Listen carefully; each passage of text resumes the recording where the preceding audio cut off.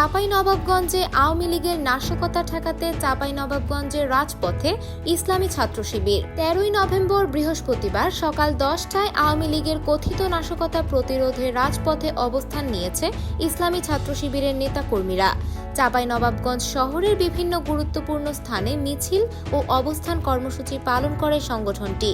চাঁপাইনবাবগঞ্জ শহর শাখা ইসলামী ছাত্র শিবিরের সেক্রেটারি ইউসুফ আল গালিবের নেতৃত্বে মিছিলটি বড় ইন্দারা, নিউ মার্কেট, শান্তিমোড় ও বাতেনখু মোড় এলাকা প্রদক্ষিণ করে বড় ইন্দারা মোড়ে শেষ হয়। মিছিলে উপস্থিত নেতারা বলেন, আওয়ামী লীগের সন্ত্রাস ও নাশকতা থেকে সাধারণ জনগণকে রক্ষা করতে ইসলামী ছাত্র শিবির রাজপথে শান্তিপূর্ণ অবস্থান অব্যাহত রাখবে। মিছিল শেষে এক সংক্ষিপ্ত সমাবেশে নেতারা জনগণের নিরাপত্তা ও দেশের স্থিতিশীলতার স্বার্থে শান্তিপূর্ণ কর্মসূচি চালিয়ে যাওয়ার ঘোষণা দেন।